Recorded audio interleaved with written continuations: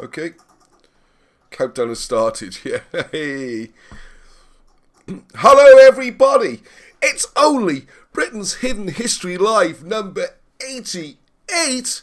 And they said it would never last. Come on, Liam, play us in. Let's have a bit of music to start the show. Oh. God, it's like a lag rate of about half an hour. I can't see what's going on. Okay, hello. Tog is first on tonight. Well done, Tog. Congratulations. Oh, there's Arnie. Arnie's in production mode. Good evening, Andrew Wheeler, Gary Taylor. It's so wonderful. People have been coming since the very beginning. It's just great. David Mosley, all these busy people. Dave, I'm trying to get hold of you all week. Come on, give me a call, okay, tomorrow. So we got Massa Al-Kaya. I don't know what that's about. Good evening, everybody. Evening. Oh, we got so much good stuff tonight. I'm so excited. Wow, Andrew, I didn't even know Ross had a new channel. Ah, yes, the new channel beyond there. It's Welsh Stories for Children. Yep, that's right. And grown-ups as well. Right, got some music playing there. Got some more music in a minute as well. I've got loads of news, all that kind of stuff. Right, everyone's saying hello. Hello, Gavin. Good to hear from you. Myrig. Hello, Myrig. Good Welsh name. Meg. Hello, all. And I got to see Richard DJ. Northwest Da Pawb. Diolch yn fawr, Richard. I now know who you are. I know what the connection is now. So there you go, and you're not far from me, so come and say hello sometime. Congratulations on your young baby. Brilliant, which is either good Welsh rugby name, and I've got Alwell Ellis. I hope it's not Ellis Alwell, but either way, congratulations, like that's wonderful news. And I love the fact it come every week. It's brilliant. Right, we've got so many people on tonight already. This is wonderful. Great, loads of viewers on board already. And yes, thank you very much. Yes, my ear thing is gone, thank goodness. It finally went. Lots of ginger tea and lemon. And I put some stuff in my ears, which is good. Right, thank you, Kyla, for your kind comments. Right, and Vicky Singers is there. Got to say these things right. Patricia, all the way from Canada. Marcel, hello. Right, I don't know where to start tonight. We got so much cool stuff. Thank you, Leon. Excellent. And Leon's helped me set up the show and all that kind of stuff. So greetings, everybody. Why? I can see people logging on all the time. So I catch them out now because I was so late last week. Now people are going to thinking, he never starts on time. I'll give it another 5-10 minutes. But I can see the numbers going up and up and up and up by the second. So that's brilliant. So you're all welcome aboard. Right, now then, I'm going to just go through a couple of things tonight. First of all, something I've let slip a bit, and I do have to do a quick reminder. It's not strictly speaking history, but it affects all of us. And this is this idea of what I now call wind power stations. Wind farms implies doing nice things, growing animals and all that. Now it's this great swindle with the wind power stations up on our hills.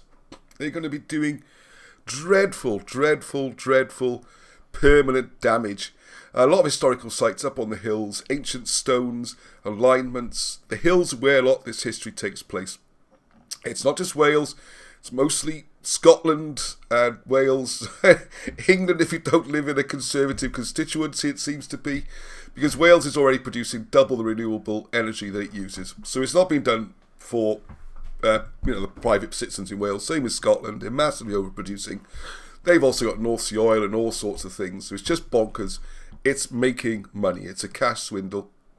I think I was reading somewhere that China's opening 23 new coal-powered power stations, something crazy like that, and India's doing the same.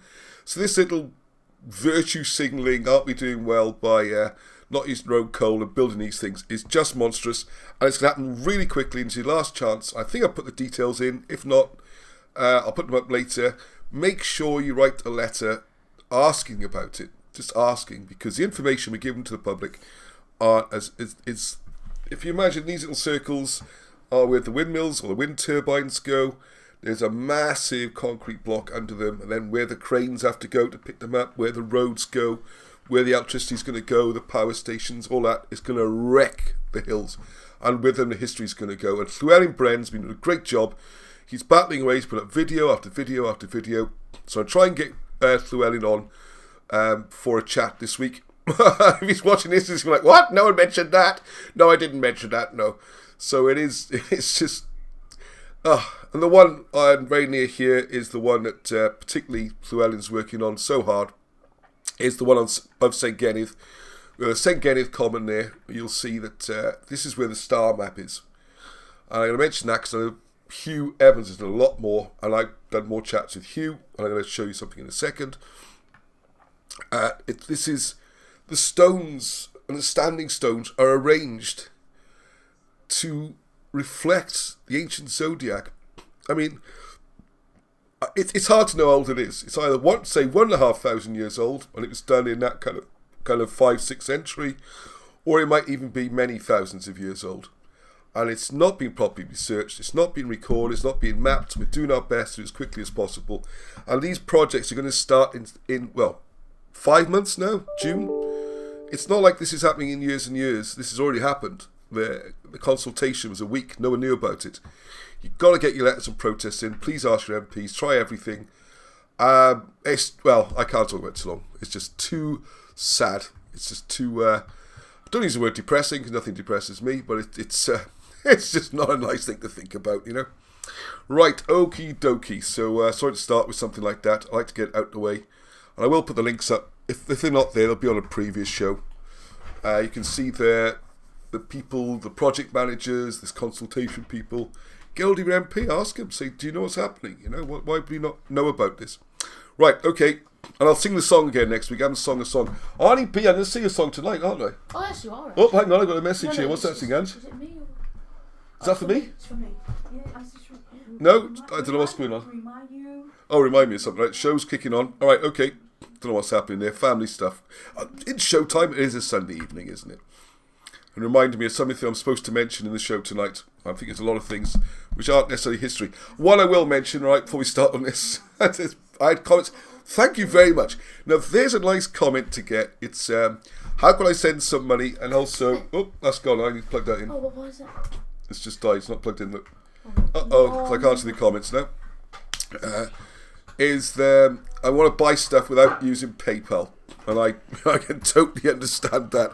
Tell you, PayPal doesn't do us any favours. They gouge out of the money they take. And everything's controlled. And I'm all for cash and, you know, protecting our... Not let people like PayPal run the whole global economy. But here's how a lot of things work. It's how the YouTube membership can work and stuff like that. But Angie's been working very hard this week and has now changed it so you can now order books using credit card or bank transfer, all that kind of stuff. It is the first week, so if there's any teething problems, please contact us through email or something like that. That would help. We do need some revenue to keep this going, okay? So buying books is good, you get something back. And what I'm going to do, I'm not very good at just taking money, I'm just not very good at it. I just never liked it very much. I had to give something back. And apart from the programmes and all this, you're getting just a couple of pounds a month for all the work we're doing, not just me, a group of people, and back to Wilson and Blackett, who inspired and kept all this going. But what I'm going to do is do a series of downloads, which you can, some will be paragraphs from, or short chapters from forthcoming books, unpublished work, some drawings, some maps, and they're going to be very cheap, alright? They're going to be like £2 or £3. So if you fancy making a donation, which you can do through the join the channel button, or through becoming a Patreon, which is great, or if you just want to send a few quid, there'll be things you can buy on the cymroglyphics.com website, and you can buy yourself a screensaver or something, or a picture of Wilson and Blackett, or an old map, or something like that, okay? So there won't be anything physical, just be a download that you can have on your computer. What's happened? The PC's died. Notebook's died. Set up. Terribly. I'm trying. We've got it plugged in. All right, going to start again. All right, okay. Well, I'll just plough on. I can't read any comments at the moment, folks. So, hang on. I'll just have a quick break, so I can just. No, that's it. Notebook's shut down. Turn it back on. Oh, that's your way to turn it back on. No, if it come back, there's no light. And it's not. The power's not working. All right, IT department's called in. That's Angie, who also does the finance and all that kind of stuff. So there we are. We're going to work on it now. Alright, I'm just going to carry on. So I'm sorry I can't see the comments at the moment. I'll come back to those. Right, hopefully you can see that picture. Now, the first quiz question. Right, what we're going to do tonight, just to explain, if you're new here, what we do, well, I can do it again tonight as well, is some news items from the week. Usually it's a bit more from the newspapers, like why is everything called Roman, and daft examples of the latest pronouncements from historians and archaeologists. The rubbish we have to put up with, which is always amusing.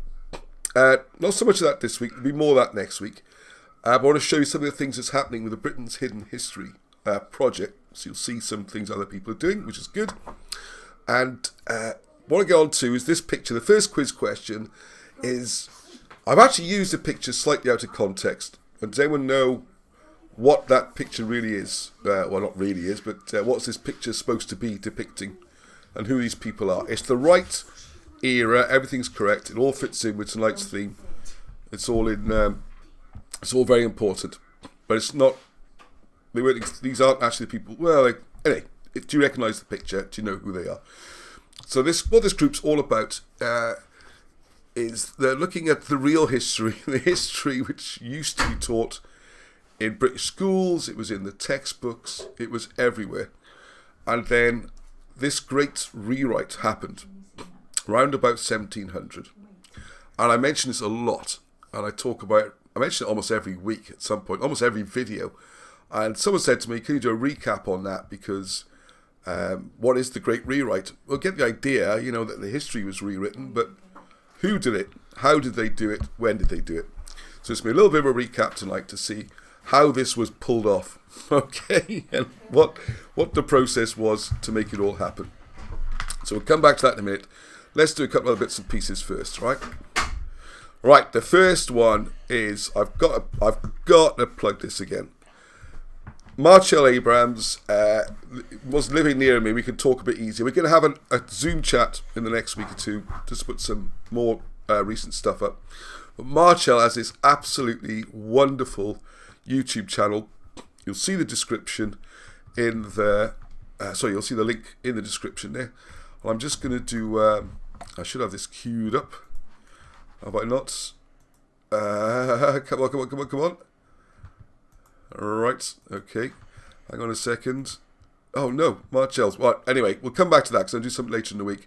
But those last few videos that Marshall's been doing are absolutely... Well, they're all good. This is really good. And this ties in the evidence of Albine, how this all comes together. It's fascinating. It's so...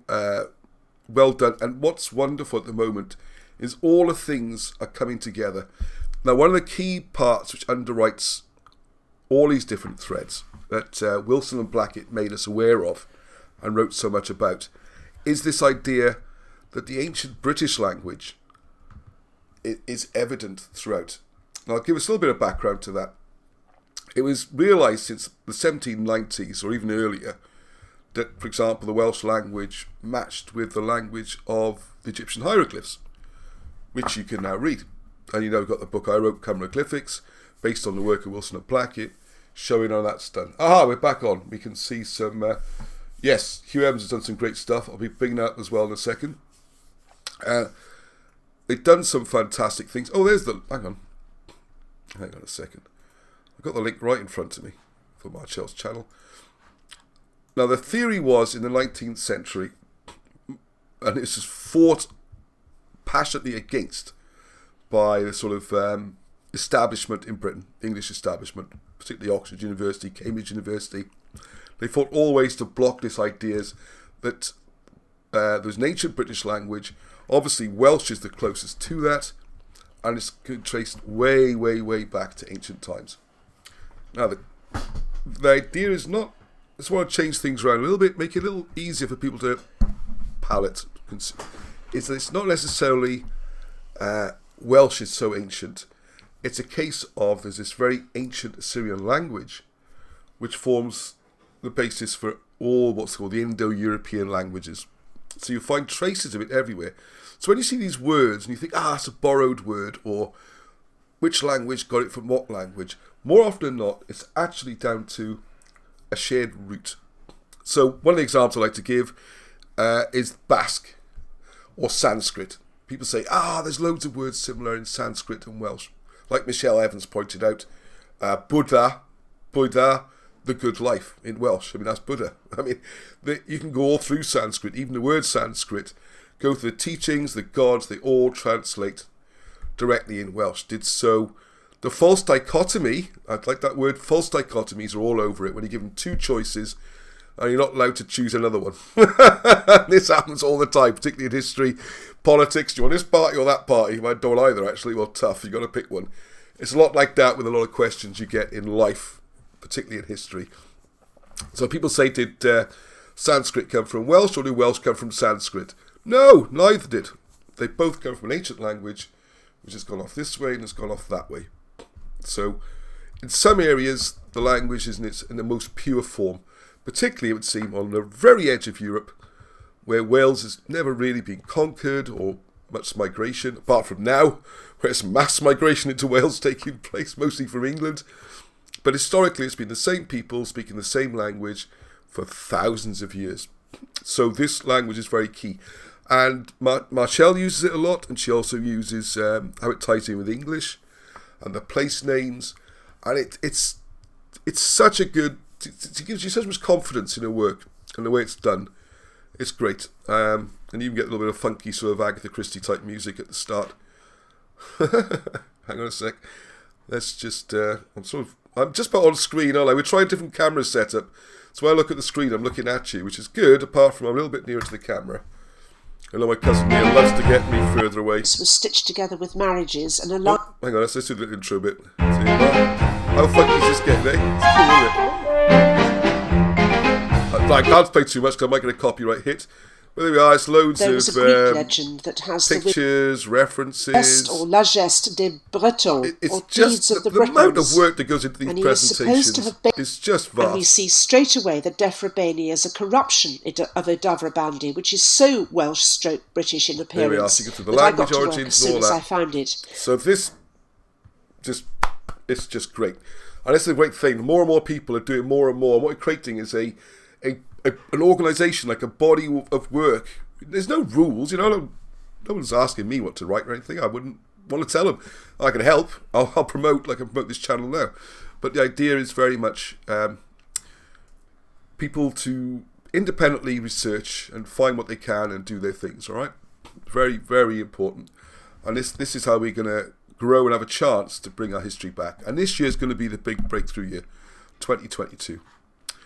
All right, now similarly, how do I do this, the full screen thing? I feel back. I felt last week was so difficult because my head was like, it was like being in you put your head just underwater in a swimming pool or something. Everything's echoing. It's difficult. So I was like, not last week. We had such a good audience and loads of people and a great topic, but it was a difficult subject. And my brain was only about 50%, so it was difficult. So thank you for bearing with me.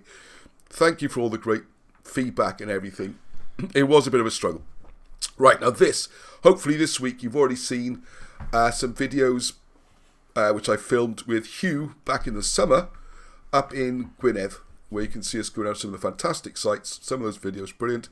And the other thing I just want to plug is Hugh's now got his own channel, up to 200 subscribers already, so let's see if we can boost that. It is worth watching. It's very, very, very interesting. Again, the language is a big key, how you can work out what these words are. Why is Aries a ram? How far back does it go? Mars, that's right, Mars I was watching the other day. Why is Mars on there?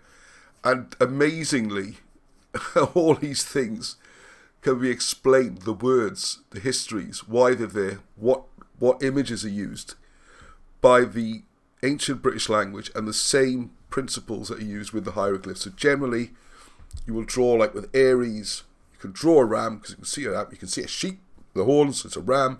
I know what it is. Therefore, with the wonderful, I don't sound too academic, but duality of the Welsh words. So you see a physical object, and that denotes a concept. And it runs all through the star signs, the zodiacs, the ancient history, obviously the hieroglyphs. I mean, if you haven't seen this before, it's going to be one my favourite example is a lot of the time when you're looking at Egyptian hieroglyphs, you will see. Sorry, I'm so stuck now. Right, what you'll see is a goose. You think, why on earth is there a goose? And then you look in the Welsh dictionary, the old Welsh dictionaries, like I just dropped on the floor from 1688 or 1803. You can get them online. Sometimes you can do free downloads. Buy the books better. You can make notes, I always think. A reprint. Obviously, you wouldn't, write on a 300-year-old book, but you can get the reprints, which I love scribbling on. And then, so you look up the word. So if you look up the word for goose, you'll see it's guidd, and then guidd also means knowledge. And it's also the root of some of the modern Welsh words like Guido and stuff like this, which is all about technology and it's that kind of, it's all about intellect and knowledge. And that's it. I mean, there's no other language you can make a link like that.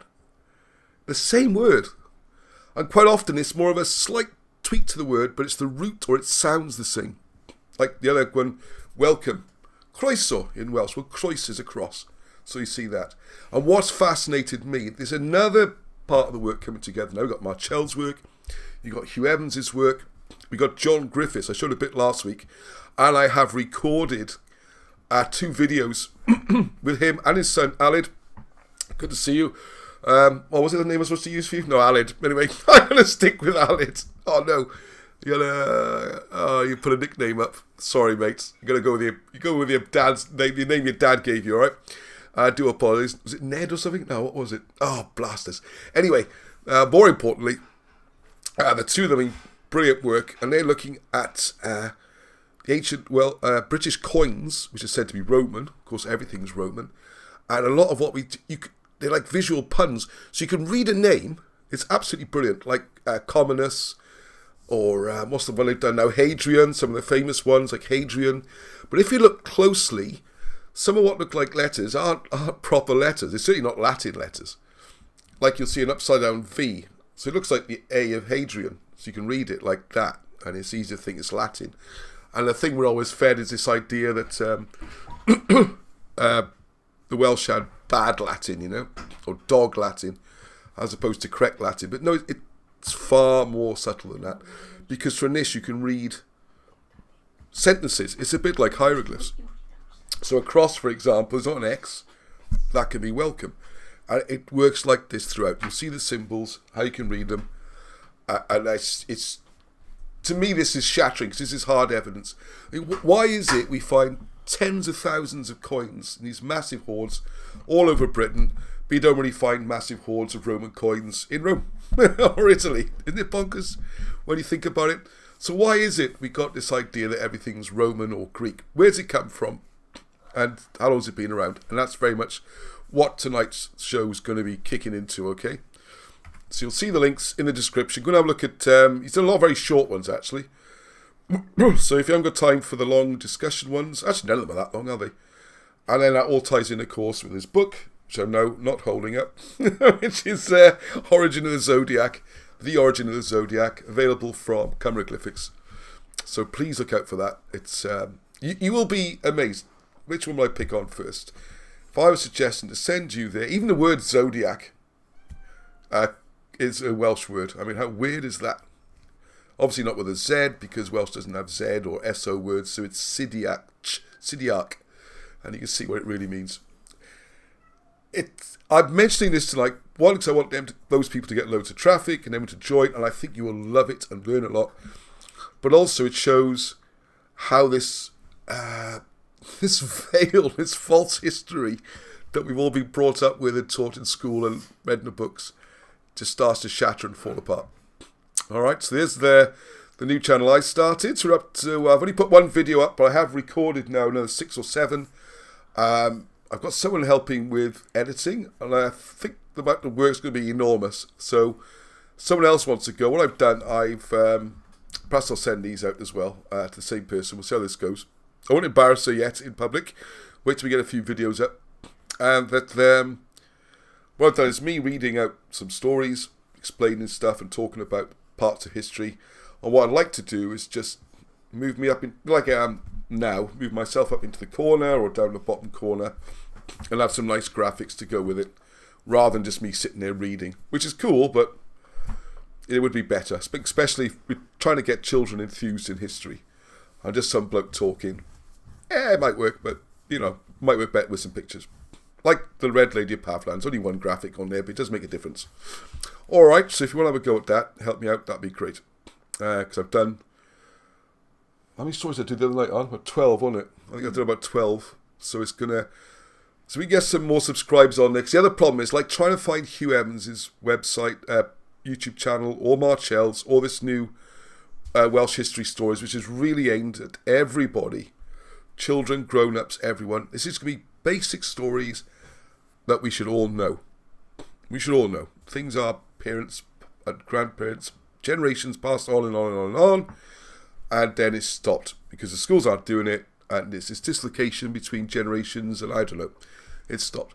On one thing, people said, "Oi, last week you put all this on the screen, you never gave the answers." So the guy in the car, I'm not sure that's any particular driver. This is to reflect the Pendine Sands was massive, long, miles and miles and miles of flat beach. Used to be the home of motor racing. A lot of world land speed records were set there. And a lot of crazy, crazy people racing motorbikes and cars and all sorts. I think most people recognise the stones. That's Pentre Ifan. And next time you go there, any of these three, I'll tell you something else, will freak you out a bit. And actually got the 3 stones underneath and the capstone on the top. And if you want to catch someone out, say, "Oh, how many stones does the capstone rest on?" And everyone says 3. And then I think it's a joke. I think it's a deliberate joke our ancestors played. Because if you look closely, actually it's only on 2. And the third one is about that far off. And I'm convinced, I don't know, right? I don't know, but I'm convinced that it's some Welsh boys from like thousands of years ago. I wonder how many people will look this is only actually on 2. And they're going to think, how did they do that? They'll never know how we got this bloody great big stone up here and balanced it on only 2. And the third one is just there. And I'm sure it's got some sort of spiritual thing. Oh, hang on, let's just move this around a bit if you don't mind, lad, so I can see the comments a little bit. There you go. I'm reading the comments. Oh, thank you. Yeah, I need to see them as well, yeah. Yeah. Expats, yeah, I think that's Michelle. Yeah, you're right. According to the history we're taught, the British just sat around in mud huts, never doing anything or thinking of anything. And tragically, unless you think this is a Welsh nationalist thing, because this is going to be Welsh history stories, it's the English have lost even more. Most English, the vast majority of those people call themselves English in England, are British. They are Britons. They are not Anglo-Saxons. That's only the BBC puts it at about a third based on DNA studies and that. And as they've been exaggerating that situation since they started in the 1930s, probably 15%. It's the bits that were probably taken by Angles and Saxons are probably named after them. Like East Anglia, where the Angles are, not the whole of England. East Anglia, Sussex and Middlesex. These smaller areas, you're not talking... this is the lie we're going to talk about tonight. How it was done, who brought it in. Okay? Alright, congratulations to Monica. We're also going to have a Zoom chat. I think we'll do that in English. My German is not so good these days. I used to be able to speak German. If you don't use it, you lose it, alright? Language is a great gift. So you can see there, little... here's the cover and everything. If you go onto this website, we can buy the book. It spins around and it's pretty cool. And there's this good-looking fellow on the front, supposed to be Arthur. King Arthur.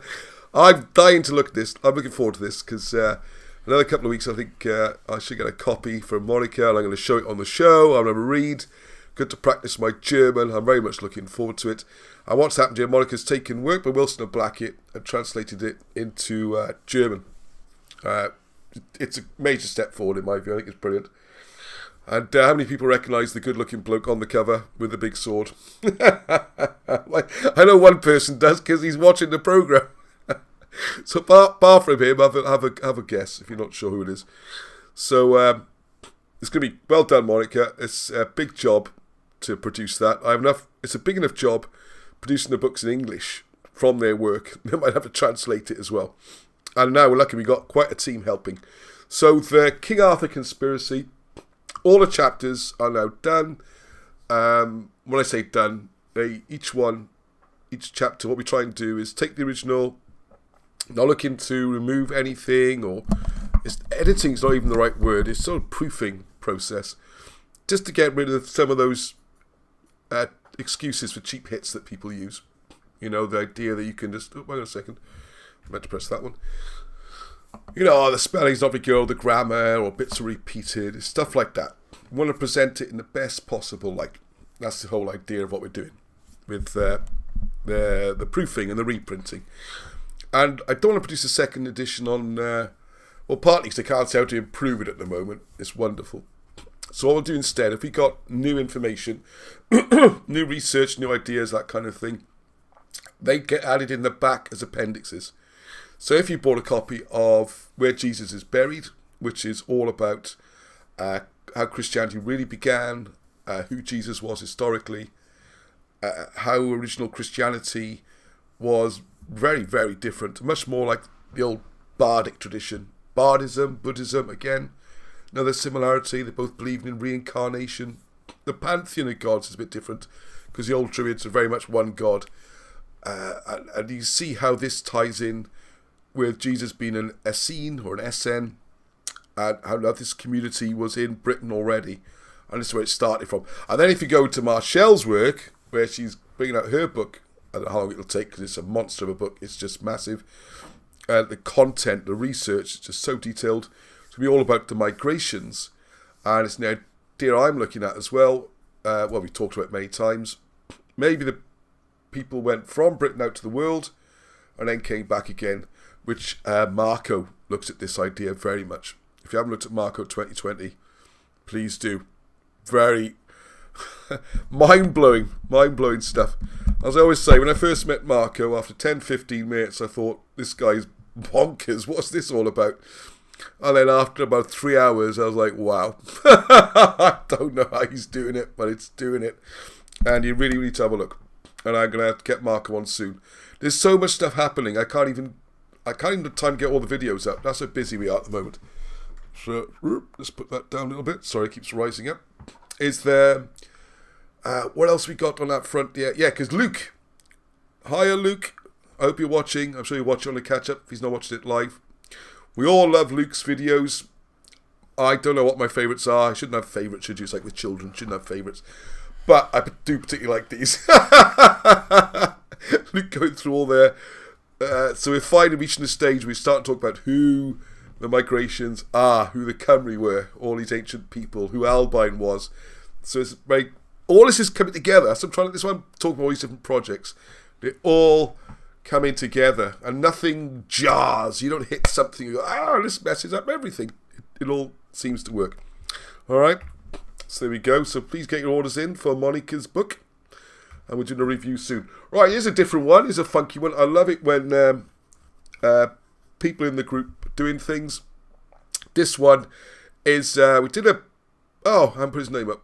Oh my goodness. Do a beg your pardon. I'll put the name out at the end. Because he sent me an email. We did one of his presentations, John James, a long time ago, talking about Joseph of Arimathea. Hang on, I have to get myself off. I'm blocking out some of the presentation. Is it 3 or 4 on? 4. Please don't just remove everything off the screen. So, yeah, just me gone. Excellent. I'll be back. I'll be back. As I already I'll be back. And this is about Joseph Arimathea being in North Wales rather than South Wales. Which reminds me, I've also been reading a new magazine. So thank you, Mark.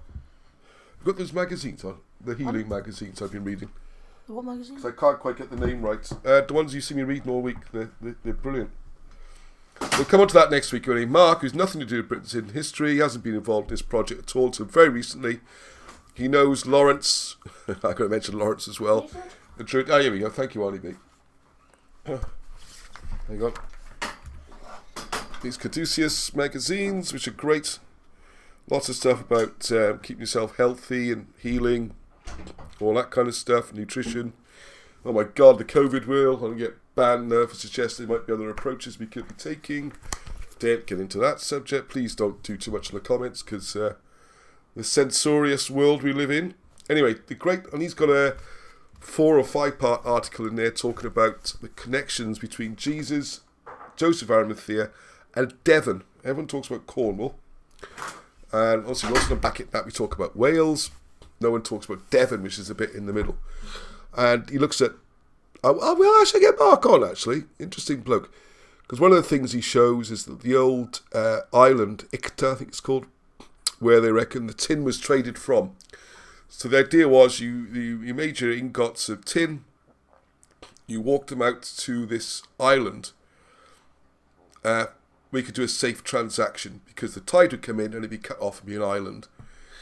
And then you couldn't only access it at certain times. And this has always been thought to be off the coast of Cornwall, but like a Mont Saint Michel or St Michael's Mount, in Britain, and a couple of other places, which he shows very convincing, doesn't really show. And he also shows a lot of very convincing ancient stone arrangements, names. It's very similar to the work we normally do, showing early Christianity. And he's showing that Joseph and Jesus went there, which I don't think is incompatible with them going other places as well. I mean, from where he's talking about, well, mostly South Devon, but I mean from the North Devon coast, say Linton, Lynmouth, or from Avon, somewhere like Weston-super-Mare, to Barry Island, what was it, hour and a half on a ferry or a boat? You're not talking, walk 1,000 miles. I mean, if it was a bigger country, it'd be considered the same county, really. That's so close you're talking. So, I think it's worth looking at. We look at different areas that are coming in. Right, let's get back to some of the comments a second there, now I can actually see them. Right, what are we looking at? Divok is a term from the Hebrew. Right, so I think I'm a bit too far behind the conversation here. Let's give it a quick second just to catch up. I can see Marshall's on there. Right, if the Irish sea was sea when Dogland was still Wales and Cornwall, would have been great stopping points before the journey to the lands of the north, plus the opposite side of the Channel Brittany. From Kayla Ra. Yeah, I mean, that's before the period I know. Cimmerians called themselves Gimmery, says Anthony Mitchell. Yes, he helped putting the bet together. Patricia certainly does, yes. Patricia's absolute queen on looking up these old references and that. I don't know how he does it. It's amazing. And it's great to have all this expertise around. We've all got to get involved and help, okay? Michelle, I agree, Ross. I think the English have lost the most. They have, sadly. And the continuous divide and conquer propaganda has us squabbling among ourselves instead of united to piece together our true history. Yeah, we don't fall out about this, really, honest. I mean, yes, Llewellyn Bren, saw your very passionate video last week. Loved it. Do you have your own channel or other videos? Yeah, I don't think Llewellyn Bren has a YouTube channel. He has a Facebook group and that, and I need to put more of his videos up on my channel. I think that's the way to do it. Oh, I managed to scroll off the bottom of the comments. How did I do that? Right, greetings all. Yep, hello Squirrel Sniper. Right, okay, so I'll just thank you for your time on that. Alright, so there's a slightly different presentation. I probably haven't put your name up, it's not my work, alright, hopefully the name's on there somewhere. It's all a bit of a rush this week, it's been crazy busy. Alright, okay, so what I did is a presentation here showing more information to back up the idea of this North Wales thing. I think I'll try and do a full presentation on this at some point. I just want to give the latest update on this.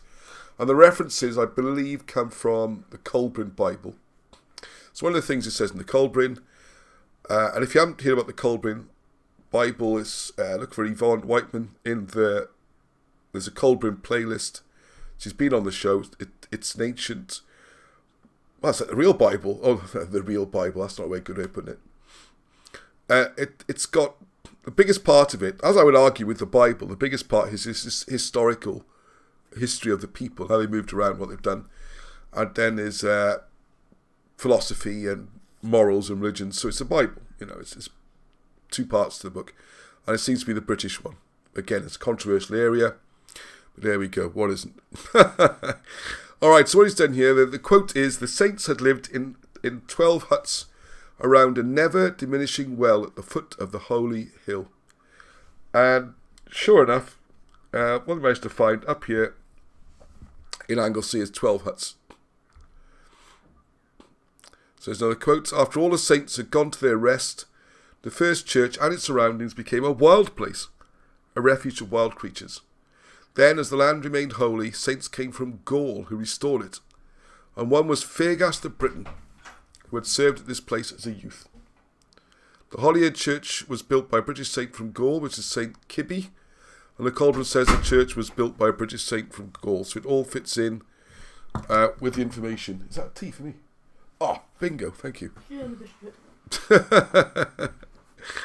Right, the next bit now, thank you, is a different type of cross rather than...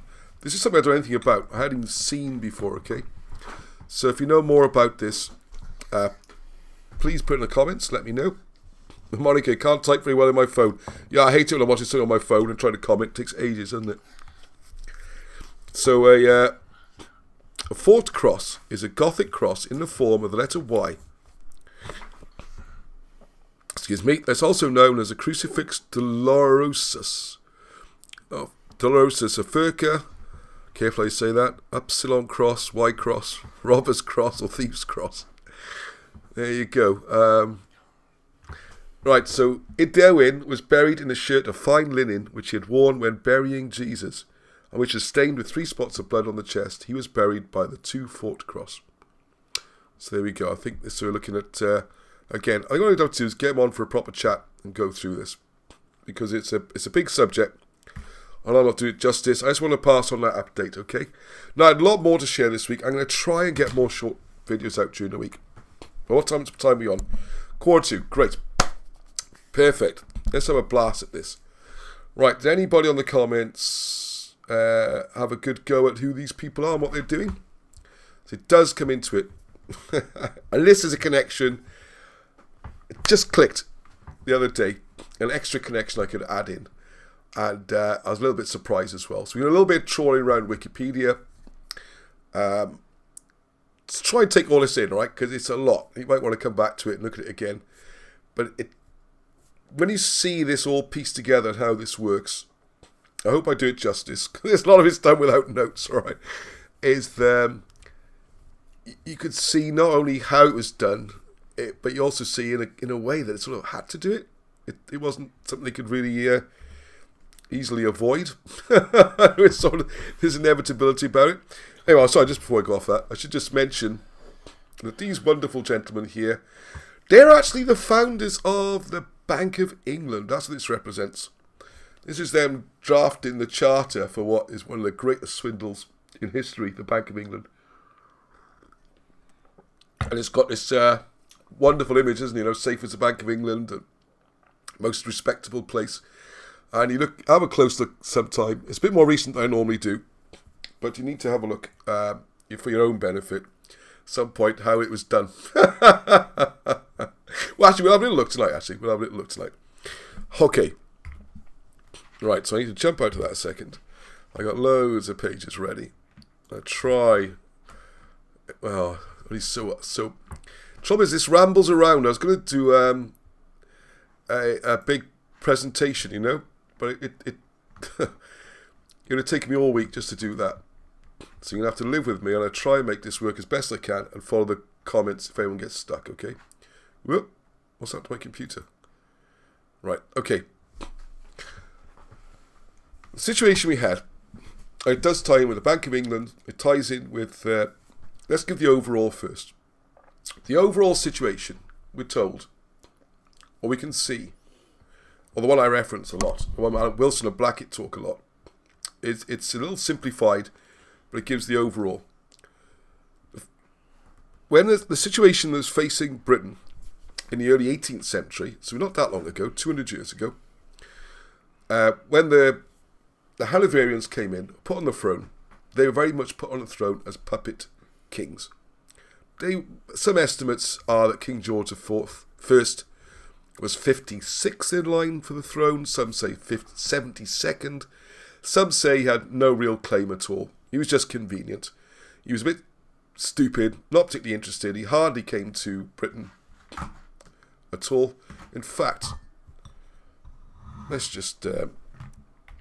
I'll try and set people up. I want people to do their own research in this as well, all right? Now, I know Wikipedia is not research, all right? But it gives you an idea. Right, let's give King Georgie Porgy. So King George 1? How do I get King George 1? King George. That's weird. Sorry, every time I press numbers, it triggers a different page on my thing. Right, King George of Georgia. Hey, that's not right. Right, what I want is the first of the Hanoverians. I want the Hanoverian kings. Look at all these Georges. King George first, maybe. Yeah, look at these. These are all... those are all different ones. Yeah, okay. Okay, am I spelling George wrong? No? Okay. George of Hanover. Oh, I think that's one. Here we go. George of Hanover. Let's do it that way. Right, George I of Hanover. Also, King of Britain and Ireland. Interesting, isn't it? He's primarily German. Well, he was German, okay? So anyway, he became the king 1714, so got that right, that's good. And originally he's from, he's German. It's electorate located in northwest Germany, taking its name from the capital city of Hanover. Before that it was called the Brunswick-Lüneburg. Okay, so he came along, and of course, as always, so anyway, so the Georges came in, and they were Germanic, all right? Let's get this picture on the screen, that's what I want to do. There we go. So this rather wonderful person gets brought in. Now the problem is he spent hardly any time in Britain, and he wasn't liked. The Georges, the Hanoverians, were a terrible bunch, and there was a problem. And the problem was the people weren't accepting them. They're going to rise up. And patriotic fervour was working against them. And it's a similar problem that the royal family has had on and off since they first began. If you look, I think everyone knows that the real name for the current royal family is not really Windsor. That was done for World War I. We're at war with Germany, and having a surname like Saxe-Coburg-Gotha was not good. It was not good. I mean, anyone with a German-sounding name was getting trouble. You know, shops are getting smashed up if they sold anything even sounding German. It was a really tough time. Germany was considered the enemy. They were directly the enemy, and right back to the time of the Hanoverians, it wasn't much different. They were a foreign ruler imposed upon the British people. So the difficulty was how they're going to dissipate, get rid of this national sentiment, and try and reduce the hatred to the kings. And if you don't think this is important, think what happened in France, where they didn't do something like this. France, very ancient and proud history. When the revolutionary fervour came in, they didn't stamp it out. They let things run, and they all end up with their heads chopped off. Good old Madame Guillotine was invented, okay? So if the royals hadn't done it, they could well have faced the same thing. And not just them, the whole aristocracy with them. But are these really kings? What are we really talking about? Are they really rulers? Or are they puppet rulers? And was this part of a bigger plan that actually started earlier? And that's what I'm proposing here. Now, one of the things...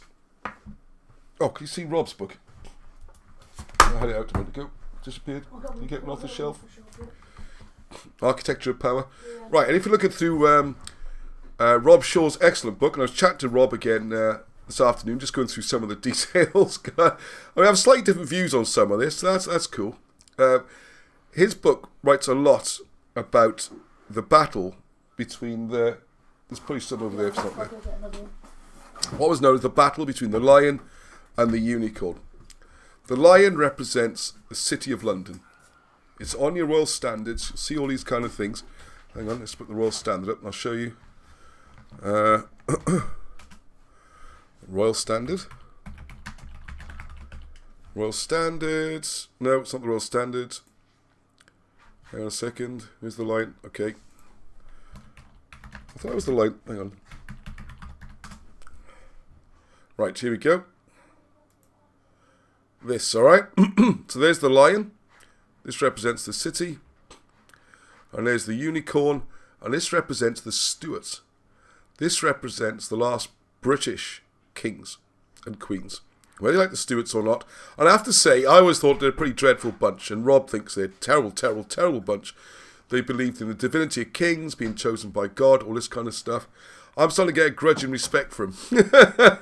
I don't think I'd have liked to have actively supported them or hang on, let's show you just... I just want to show you the cover of the book. The book cover which I drew for this. So you can see there, you got the lion trying to take the crown off the head of the unicorn. So it's a very symbolic cover, okay? And the other thing you'll notice, see if you can notice what's different about the unicorn on the current standard. Dieu est mon doigt. Not even in English, is it? So what's different about the unicorn on this one and the unicorn on that one? Well, if you look closely on the Royal Standard, I know they give a different definition. If you look, it's in chains, all right? There's a collar on the neck and it's in chains. So I've deliberately represented on this book they're not in chains, because this is the battle. The crown lost. Britain lost, effectively. The Stuarts lost. And the city of London won. Now, so you have to go back a little bit further now, a little bit further. This is where it starts to get interesting. Actually, can you actually see that? I'll put that back on the screen. Just to remind you there, so you can see very clearly the Scottish unicorn has got the chain around it, the neck. It's in bondage. And what we're saying, the crown is on the head of the lion. You see that? The lion's got the crown. It's no longer with the unicorn, who is now in chains. The city now runs the country. They're the ones really in charge. And you've got another crown up on the top. And what's going on with that red crown there with the blue tongue? I have no idea. I'm sure someone's got lots of ideas about it. So that's the situation we got. So how far back did we have to go for this? Because you can't just do all this just when the Hanoverians come in. It's a bit lazy in a way. And we'll come back to what happened in the 1700s and the examples that show it happening. But the planning was done earlier. And that's where the events, Rob wasn't writing this book with this in mind, but this is where the events in this book are so important. Because what this book tells you the whole struggle, the politics that led to this Battle of the Lion and the Unicorn. What was going on, what's called the English Civil War, although it wasn't known English, it wasn't civil because there's other countries involved. It's more of a revolution, really, when you think about it. It was a change of style, the manner of governance. We went from this kingship, aristocracy, to Oliver Williams, who was part of the Welsh thing known as Cromwell, and he's supposed to set up a republic. So this actually was a revolution. So they had real worries, because that's 1660s. Charles I had his head chopped off. They were playing for keeps. This is proper Game of Thrones. You lose, you die. You have your head chopped off. I mean, when Charles II got put back on the throne again, so the Stuarts weren't a very nice bunch either. Take this the wrong way. They were exhuming bodies and still chopping them up. That's how nasty and vindictive this was. This was a real battle of philosophies, and rule, and losers died. So don't think anything is beyond people. If I said to you, write me a history, and you've got, I don't know, a entire history of Britain and something like that, and you've got 6 months, and if you can't convince 100 people with it, I'm going to chop your head off or hang, draw and quarter you. It would focus your brain. You come up with something, especially if you ask a lot of smart people. Now, one of the things you're doing when you're writing a history like this, you can't write from nothing. It's just too difficult. And also, for some reason, with all these kind of things, they seem to have a code whereby you can't just invent stuff. I don't know if it's just too difficult, lack of imagination, or they're toying with us or teasing with us. So all you can do instead is just change the names a bit, move the locations, change the dates, and run with the same story. I guess you make sure things work out, don't you? I mean, it's difficult to remember. Like if you're writing a complicated book or something, you always see plot holes where someone's uncle isn't married to the right person or the generations don't match. So you take an existing history and you change it. So we have to go back even further now, because we have to talk about the Stuarts.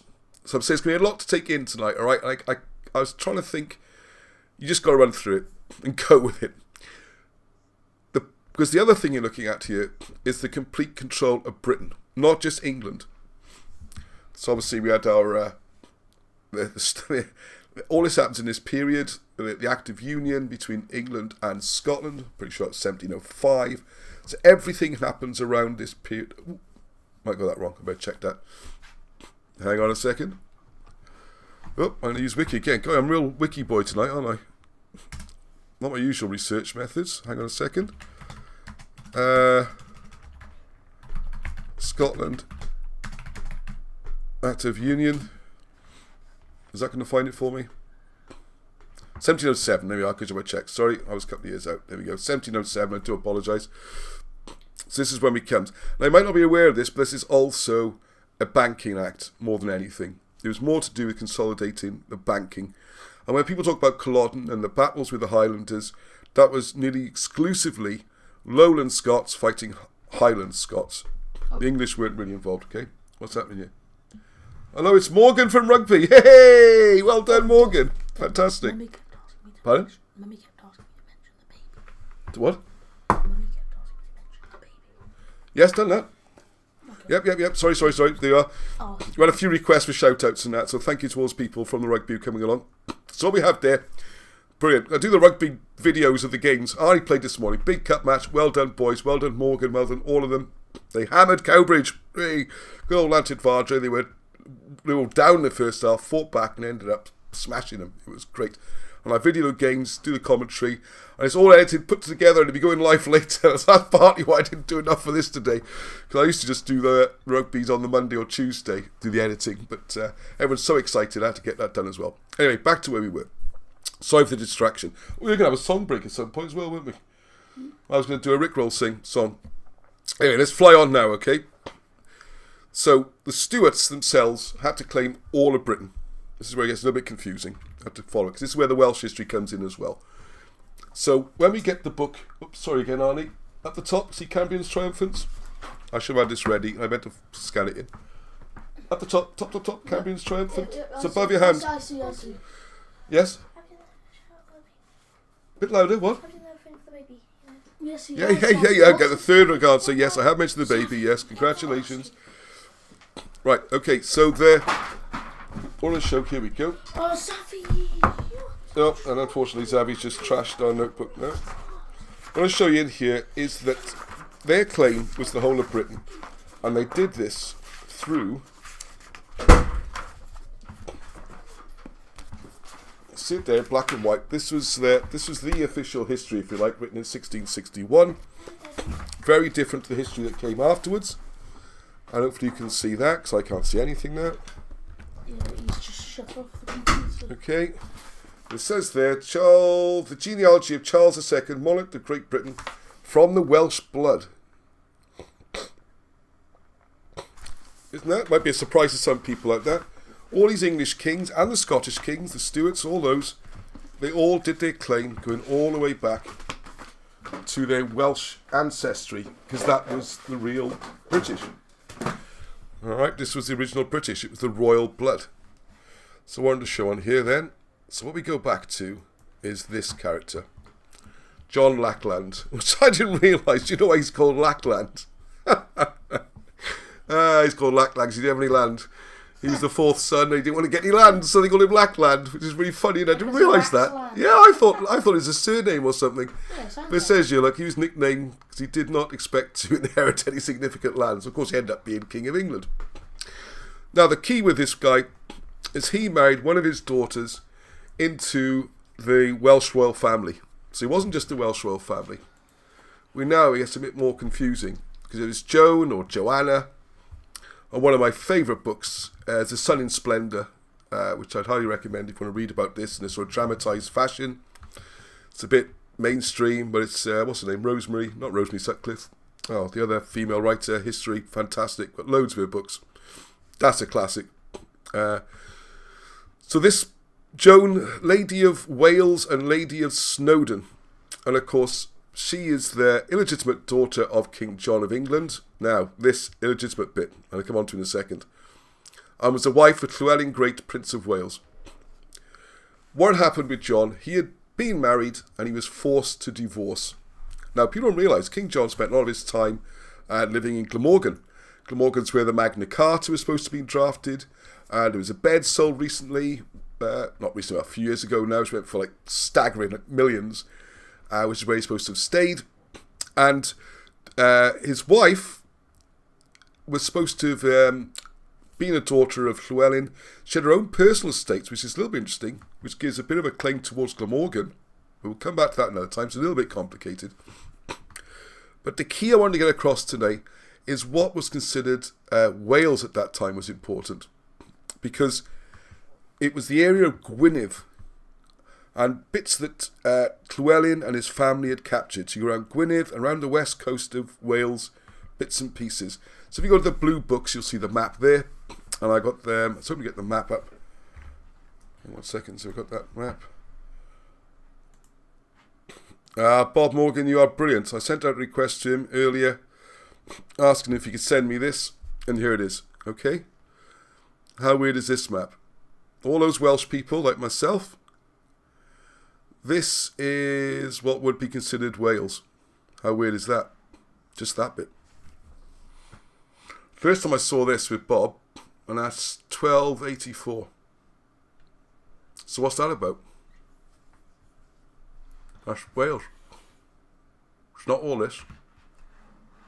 So why is it just this bit? First time I saw it, I was like, what? All of this is Wales. And we had the 4 border counties that we lost. You know, and that were lost by taken off us by Henry VII, Henry VIII in the sort of 16th century. This is the Principality. Okay? How weird is this? So what we're talking about here is a situation whereby an heir to this part has become the mother of the sort of kings and queens of England. As I was saying, John was down here. Alright, then his daughter Joanne marries up Llywelyn. You got the connection. So the children have now got a claim to England through John. Scotland's up for grabs, alright? So we'll come on to Scotland. So we're going to have Scotland, and they've got a claim for the Principality of Wales. They don't have a claim for all of Wales. And this is where we get one of the first rewrites. None of this is included in what they were claiming. It's what we call Wales now, but it wasn't the holdings of Llywelyn. He didn't hold it. So if you're claiming descent from Llywelyn, and you're claiming King of all Wales, you aren't. So here's a rewrite coming up. A very important rewrite. Came as a bit of a shock to me, but prior to this, the Stuarts, who first did a big change to the history. The history's always changing, okay? I'm just talking about major significant changes to affect what we're doing. So the first change that's got to happen is Llywelyn has to be aggrandized. He has to be made into a much bigger ruler, much more important part of history than he really is. And this is, we're going right back now. So this is the reason why, well, who knows why, but this is the reason why he's the main character that's taught in all Welsh schools, in Welsh histories. He's called the last Prince of Wales. It's a principality. This is a kingdom. There were various kingdoms in Wales. So why a principality? It's all part of this rewriting. Because Llywelyn had to change. This was his principality. History had to be rewritten so he became the king of all of Wales. So if you claim descent from Llywelyn, as all the kings do, all the Stuarts, all the kings of Scotland who became the kings of England, you need to claim all of Wales. And you can only do that by saying Llywelyn owed all of Wales, which he didn't. The other difficulty you get then is what are you going to do with all this history down here? Because this is the main part, like it is today. Cardiff's down here. Cardiff is small, but it's always been the centre of population, the centre of industry. Gwynedd, like Hugh Evans is doing with his Zodiac, this is the spiritual quarter. This is the fighting, the warlike corner. This is where your flint, your hard men, your tough guys. The southwest is your yeomanry. This is where you've got your farmers and all this kind of stuff. And the southeast is where you've got your population, your commerce, your industry. Same, Ireland's the same, check it out. I know it's weird, isn't it? Southwest of Ireland, that's where all your countryside and your Irish butter and all that kind of stuff. Southeast, that's where you got your Dublin. And then up northwest, you got the spiritual side. Then northeast, sadly, we got all the fighting. It's same in Scotland. This goes all the way back to the ancient Babylonians. So Wilson Blackett showed this, and it works amazingly. So you have to rewrite the history of Llywelyn, and one of the things you have to do to make this work is take the history of this area down the southeast and move it. You move it, and this is why you don't find Southeast Wales history in any history books. Just don't find it. It's not just anywhere. Just don't find it. I've even got some of the older history books, and there's hardly any mention. There's loads of physical evidence. You can go to places like Tinat Tadgil, and you can see where Tudric, grandfather of Arthur, died. You can see the places. You can see memorial stones, although they're destroyed as quickly as possible. You can see the place names. Like just today, we went down to Cowbridge to play our rugby match. We went through Ystrad Owen. Owen was a Welsh king, very important. There's his, there's his grave mound. The church is named Ystrad Owen. The Church of Owen. The town's named after him, but Owen doesn't exist. This is the kind of madness you're up against. The burial mound becomes a Norman Mott and Bailey castle. All of it becomes a different Owen. Things like Dinas Powys, right? It's not Dinas. It's another right by Cowbridge again. Dinas. People think that means town because Dinas means town, right? So Dinas Powys, town of Powys. Well, look at this. The old counties there. Powys is up here, and Dinas Powys is around about there somewhere. Okay. So why would you have the town of Powys there? No, it's Denise. Denise Powys. This is the genius of Wilson and Blackett. Denise came down and married the Welsh prince Iestyn, the last of Glamorgan and Gwent, and where he built her castle, which you can still see, is named after her, Denise Powys. So all this, so you can see how this rewrite goes. All right. Anyway, let's just jump back now. That's the Welsh bit from this, really. They don't come into this very much. Thank you very much, Bob Morgan. I sent him a request this afternoon in the email saying, oh, you got that map. A slightly different map to the one you used last time. It's the same principle, okay? So what happens then? We go up to... Oh, Charlie's just appeared. Look at that. Llewellyn the Great there, look. And he was the king of Gwynedd. See, it says Gwynedd in North Wales and eventually ruler of all Wales. No. No, he's not. He did not. He might have dominated in a military sense. He never ever controlled South Wales. Just didn't happen. Prince of Wales, that is Charlie boy. Charles Arthur. We've got another Arthur in the story in a minute as well, if I get them all in. So you can see how these rewrites have to take place on a regular basis, and how the Southeastern Wales fell out of the history books. Right, so the next problem now. So as we've shown there, you've got the... Hang on. It'd be good to have this on the screen, really. But if you go through... Alright. You're going to have to just look at me and follow it from me. Alright, I'll do my best. I've got enough graphics set up. Getting carried away with the rugby. I had 2 rugby matches. Glio and Xavi played first. They had a great game. They won 55-52. What kind of crazy game is that? And then a couple of hours later was Arnie's game in the afternoon. So the whole day's been rugby. It's been great. We're not going to get many graphics, okay? Right, so what was your final score? 34-21, I think it was. 34-21. Another great game.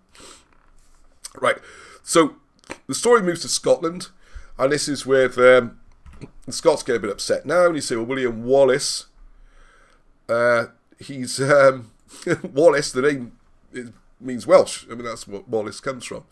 And this is all down to this descendants here of Llewellyn. He had lots of children. One of them goes off to marry John of Chester. You can read about him, look him up yourself.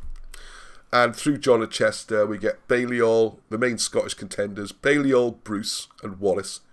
They're not nothings, they're not peasants. That story about Wallace just being some, I don't know, farmer or peasant who just rose up and everyone thought he was cool. History doesn't work like that, I'm afraid. Same as peasant armies don't work. You need a royal posh bloke up front, and you need trained soldiers behind him. That's how you fight battles in those times. It hasn't really changed much if you think about it. If you think you're going to have a peasants' uprising and someone turns up with a tank and a machine gun, there could be thousands of you. He ain't going to win. How are you going to break into a tank? And I know it sounds crazy, but an armoured knight in those days exactly the same, or any trained soldiers. That's if you can get people to stand anyway. This is how it's done. So the Stuarts then, they get their claim. They gradually build this English, Scottish thing, and all the wars between those and the different royal families. And this goes on and on. And the problem, the show comes down, this is why this period that Rob writes about is so crucial, because this is the time when the mercantile class, the merchants, the businessmen, the people who want to be self-made millionaires, they were coming up the one side, the Stuarts are coming in the other side, and they believed that God defines a person. I'm king because God chose me. I'm rich because God decided I should be rich. It's not down. I can't change station. People stay where they are in life. Okay, this is your lot. This is. It led to hundreds of years of stability. Some people still think that's the way to run things. I know people in this group who still think that. They're the noblesse oblige. The rich are given this gift by God, and they look after their peasants. They look after their farmers. They look after their people. This is how it works, and in return, the peasants and that do their work, and everyone's happy families. This is their model. It seems weird to us in the modern world to think like that, but that's what they firmly believed. And not only them, but most of the country believed that as well. Apart from those who said, God helps those who help themselves, and he became a self-made millionaire, and if I had the money, I could build myself a great big house, I could wear posh clothes, and I'm as good as you, mate, and I don't care if you're well. This is the kind of philosophy that was going on, and they're playing high stakes for all the marbles, all right? So this war comes in, you got this civil war, people are getting worried, kings are having their heads chopped off. You got this real difficult situation. And what they really want to do, because the world's opening up, the bankers, they want to run the show.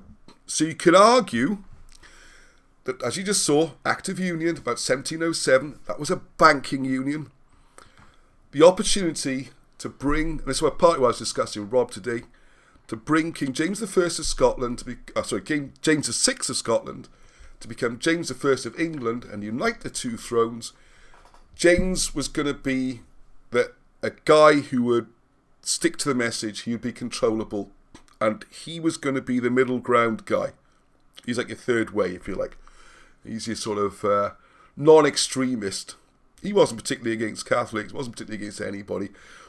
But these guys did want the Catholics out. Now, Rob Shaw, in his book, he argues more on the religious side of this than I think it's more to do with power and politics, but they're so intertwined. You're arguing over, you're not even arguing over something. You're just like, which way do you look at this object? It's the same thing, dressed up, different clothes. So you have the situation then where you've got, he's not following the rules though, because they want to persecute the Catholics. And I think as much as anything, it's a land grab, it's a money grab. Because when someone gets declared a Catholic, they lost everything and you just took it. I mean, there's no protection.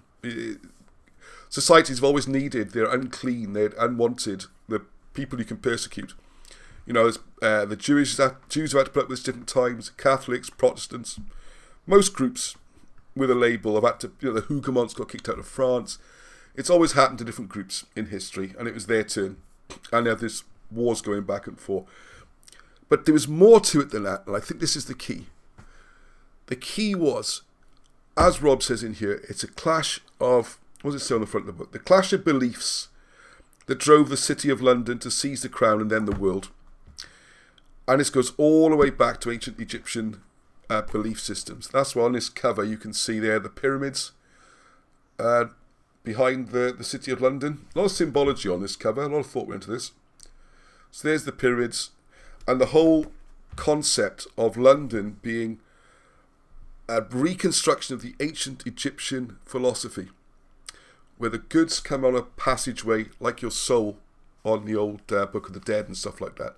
So the goods come in, they get weighed, they get a piece of paper, your chit, the value of your life, that goes on to the city where that gets converted into cash. You go to the West End, have a good time, and you follow the journey. All right, that's the warehouses, the design of the churches, or in this book. It's fascinating. And that philosophy goes all the way back.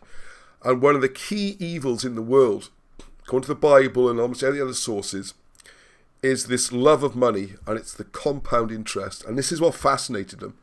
The idea that you could grow something. So originally, you go all the way back to the Bible. You've got the tie out the story of Joseph, multicolored dreamcoat guy, supposed to be a good guy, no, bad guy. In many ways, introduced interest, banking and compound interest. So the miracle of life with the Egyptians, you take a seed, you plant it, you get loads of seeds. Hey, this is cool. You can make more than you eat and you're making profit. Same with interest. If you look in your Bible, you'll see Joseph. He took, the seven fat cows and the 7 thin cows, eat the 7 fat cows. I hope you know your Bible stories. And the idea is 7 years of plenty of food, 7 years of famine. So all the food you store in the first 7 years, you then eat in the next 7.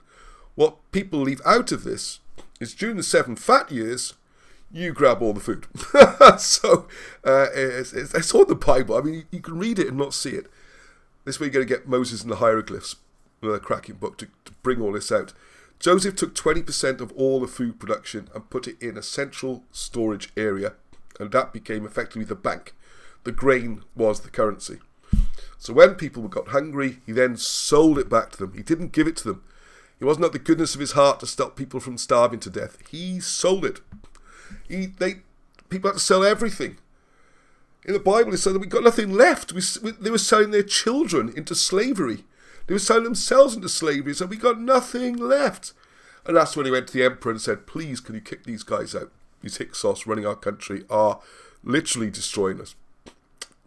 But this concept, this is where Rob makes a very interesting argument then, falls out all the way through to the bankers of, first of all, Venice, and then that banking philosophy of making things grow and this circle and judgment and all that whole eye of Horus. You can you see in the background there? You can see the eye there just poking through.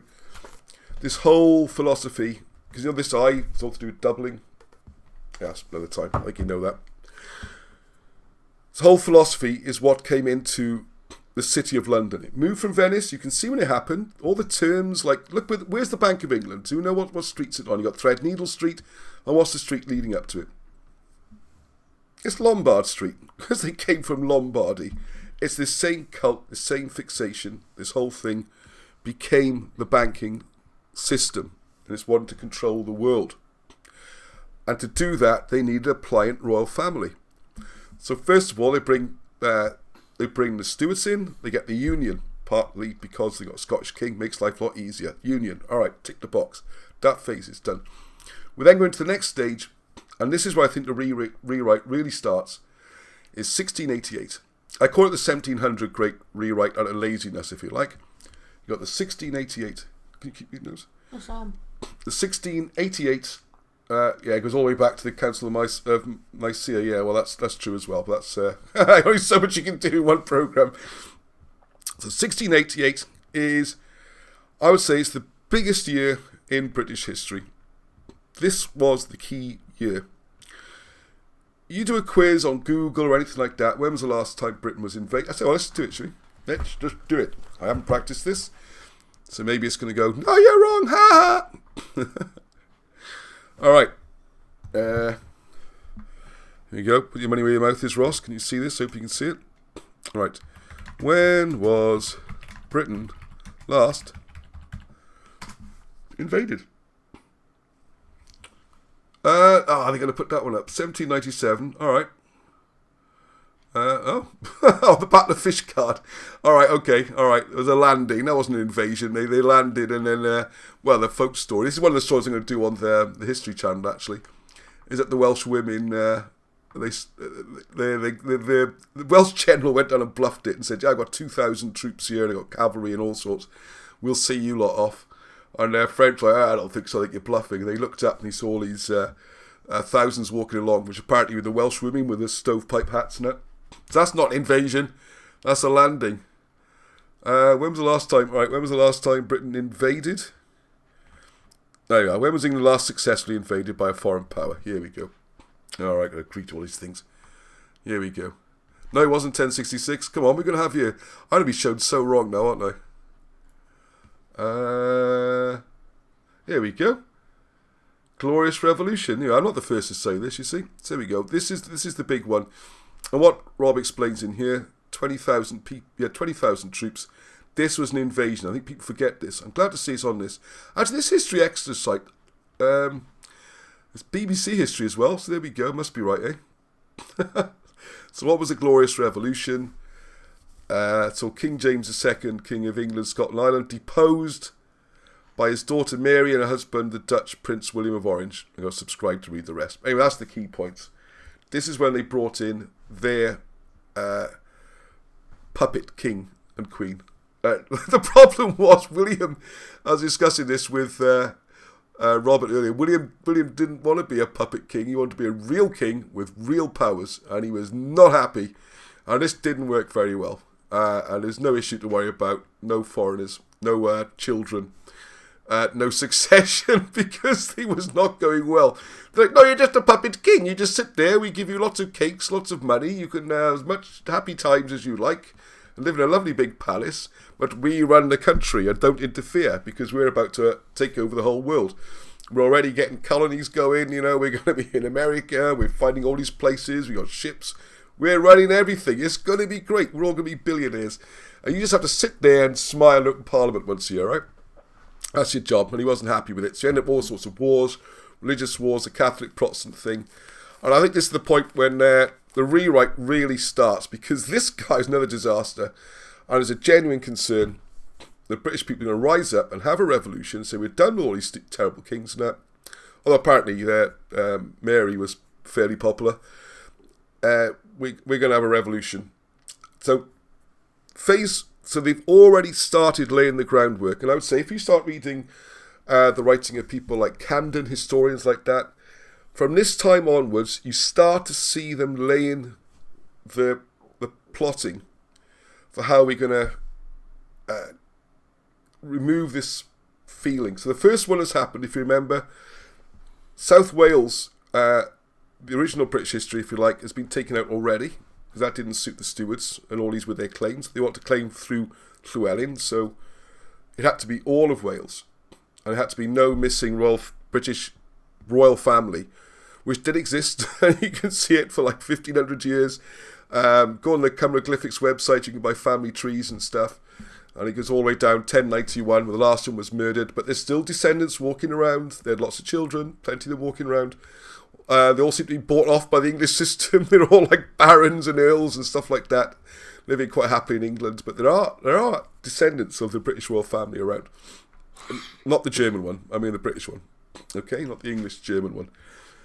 So what you'll start to see then, in the 1680s up to 1700, this is when they really start to plot it. Now this ties in what we were talking about last week.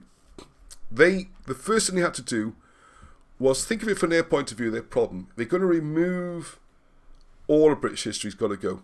The English can't be English. Welsh can't be Welsh. Scots can't be Scots. And you can't have this ancient British royal family. We have our new royal family. How are we going to do it? Well, through genius, they picked up on things that are partly true. And the first thing they've done is massively inflate the importance of the Anglo-Saxon invasion. All right, this is absolutely crucial. And they're going to come up with this story, which is still being fed, that they drove back the British further, as you're looking, further and further west. They pushed them and pushed them and pushed them and pushed them and pushed them. That's not what the history says at all. It's not what the DNA says. It's not what the evidence says. It's not what the place names say. What everything else says, sure, you might have invaded. New people might have come in and taken political control. And that's one of the things we discuss, how and why and all that. I haven't got time to go into that tonight. Yes, they came in and took control, but you don't push the people.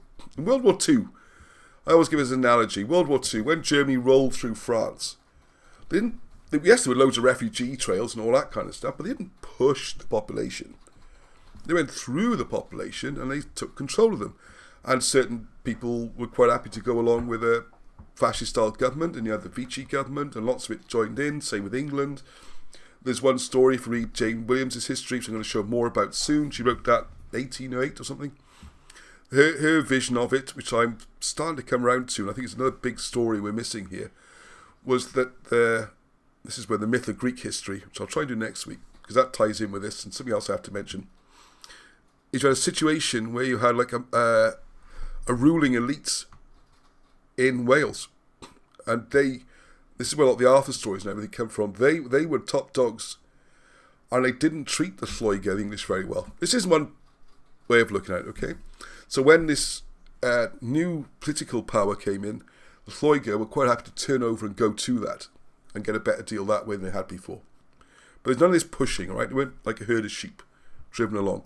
For whatever reasons, the people changed allegiance and the language possibly over time. But it was the same people. But they had to be convinced that they were German, Anglo-Saxon, same as the king. You're part of this, almost creating this amazing idea that somehow a Germanic invasion took place starting in the 5th, well, they seem to be pushing it earlier and earlier and earlier, but the general thing was like Vortigern and stuff, mid-5th century, where the real invasion starts end of the 6th century, Augustine, Roman Church, all that kind of stuff. Somehow you, as an English person, are a descendant of that invasion. You're an invader. You're part of us. You're a Germanic, same as the king is. This is a very powerful message. Ooh. When you spell out like that... Pardon? Someone became a member. Oh, someone became a member. Welcome. Scroll it up so I can see the name on. Brilliant. So, when you spell it out like this, I think that sounds ridiculous, but it's what's happened. Jack Phillips. Hello, Jack Phillips. Thank you very much for joining. That's wonderful. I'm not sure if we might be the first. No, we've got a few members. That's great. I think it's about 10 now. Thank you very much. And you think, that's nonsense. How could that be? But it's there. You can walk around. I mean, I lived in England, half my life, really. More than half my life I lived in England. And people are very proud of this Anglo-Saxon roots. And if you try and talk and say, well, you may not be Anglo-Saxon, they get quite offended. And a more extreme example is what was done with the Scots and the Welsh and the Irish. Well, they had this amazing history. You read, like, this book, written just before this big 1688 invasion, the change of the king's been thrown out. In here, they're still quite proudly talking about origins in ancient Troy and migrations into Britain, and how the British came from the Middle East. And this did hit on a bit of racism as well, because it's another problem. It's a bit icky for the 18th century, and then particularly for the Victorians, to this idea that the British are basically Arabs, or that the Welsh might be Jews. You know, I mean, that starts to get quite tricky. The British, and not this Aryan thing. This is where the racism comes in. They try to portray it as Aryan, and as an Aryan invasion. So you get into hot waters now, and we're in the modern world. You can't talk about things like this without racism being thrown at you, perhaps. But this is what they were trying to do. They were trying to push a very different narrative. So the Welsh, Scots and Irish have incredibly successfully told to throw out their history and become Celts that just drifted across from Europe. And that's been so powerful now. Most people I know are so proud of being Celts. It's been phenomenally successful. And again, someone pointed out to me today when I was talking to them about it at the rugby, is that it's all about this divide again, isn't it? Divide and conquer. Instead of being Britons with a shared history, you become Celts fighting Anglo-Saxons, fighting this, fighting that, and it's all divided up again. So that was probably part of the divide and rule. But if you look in the right of people like George Orwell, the key thing here is to remove the past. They're much easier to rule the people then, if they don't have this sort of nationalistic fervour to fight for. I mean, the Stuarts, for example, I mean, you think about it, 1714, when the Hanoverians got put on the throne. The very next year, 1715, you got Jacobite risings. This was trying to put a British king back on the throne again. They're fighting the king. I mean, it's so difficult to find out what really happened, because all our history is being written through this prism now of this sort of, stupid Body Prince Charlie and crazy kilted Scotsmen running through the heathers and the clearances and the people taken out. It's so difficult to read through all this propaganda and rewriting. You have to sort of go back. It's difficult. But they're always shown as kind of crazy, wild insurrectionists. But actually, they were the original royal family, and it was the new people who were the usurpers. There you go. It gets very complicated. So just to try and round this up a bit on that. Oh my gosh, 25 to 10. So what you can see clearly, and I think I'll have to do a bit more of this next week. And what's the book that Rob recommends? My face is going to be in the way. Is Black Athena. And I think this Martin Burnell, apparently it's got amazing academic references, and it shows all this thing. I can show how the Greek history was invented and Greek mythology. I'll do that as a separate thing next week. I think the basic premise is wrong, but the research and the information is very good and very useful. Like Fomenko, stacks and stacks of good information, but not necessarily his conclusions where we can disagree. All right. And I think this is... anyway, I'll talk about that book another time, perhaps. I probably shouldn't have mentioned it.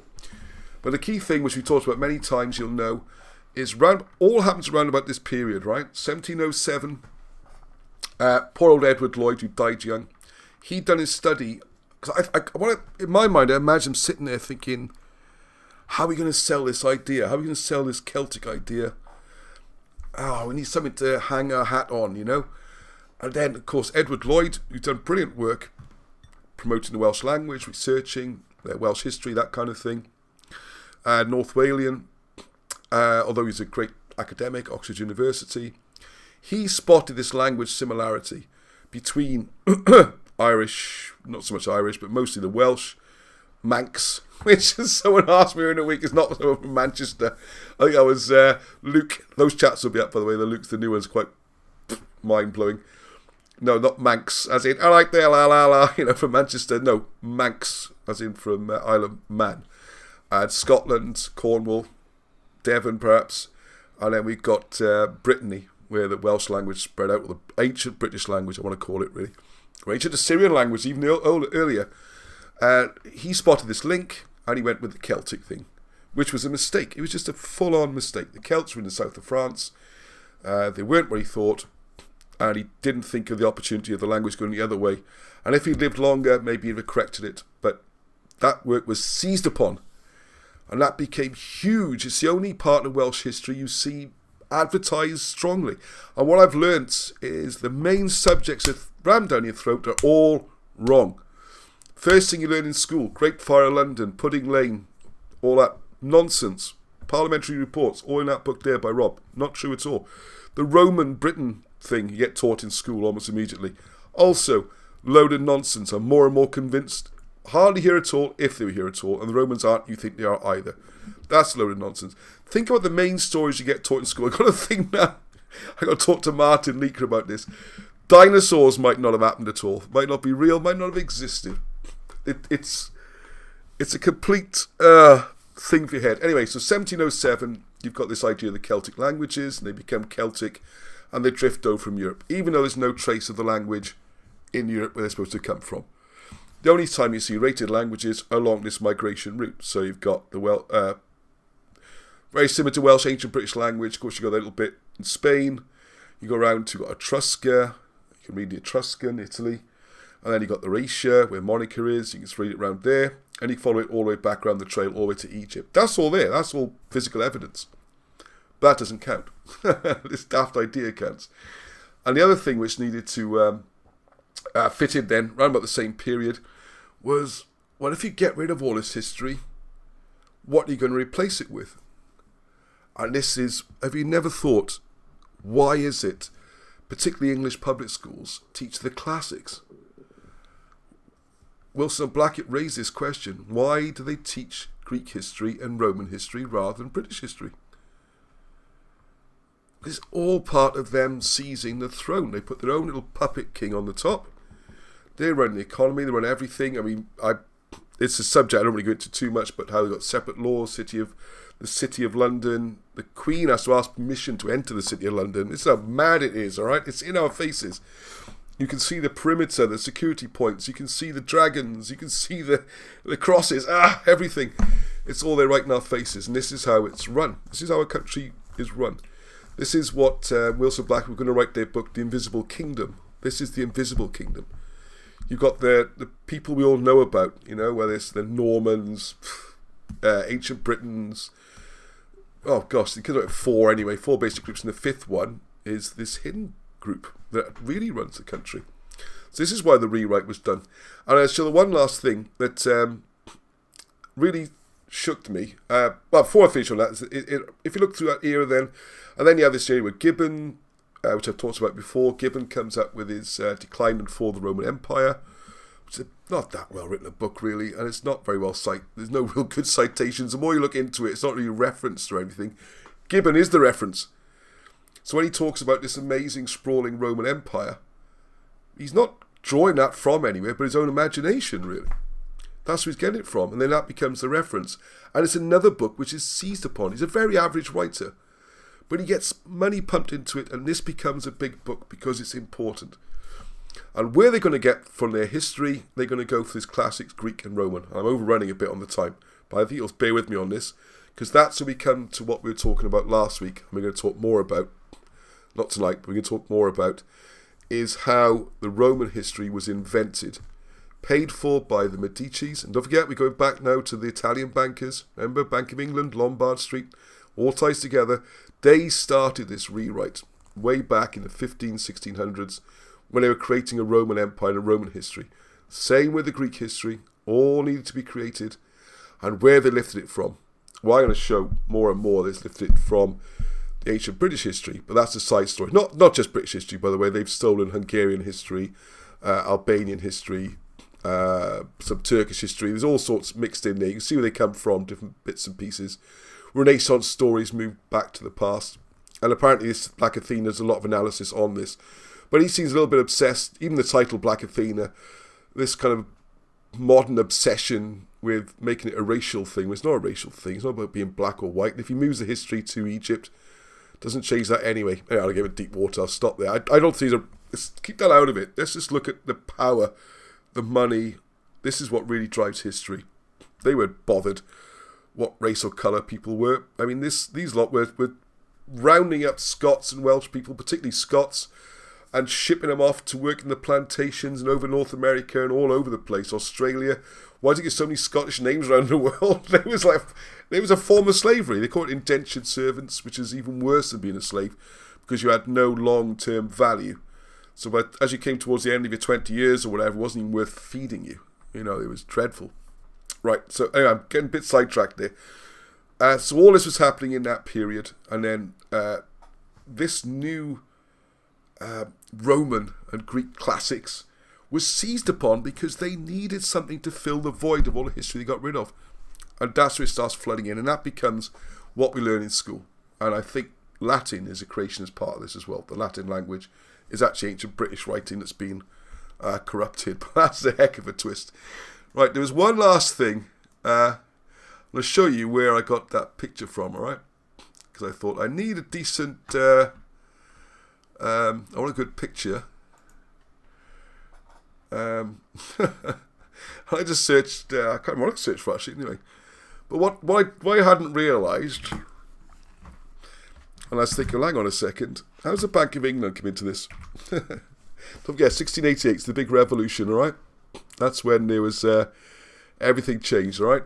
See all this, good old wiki again. I know wiki isn't really research. Hang on, get me out of the way. So you can see what I'm looking at. Blah blah, you know, all about banking and all that kind of stuff, right? If you wish. There's the picture I used. Okay. Sealing of the Bank of England, 1694.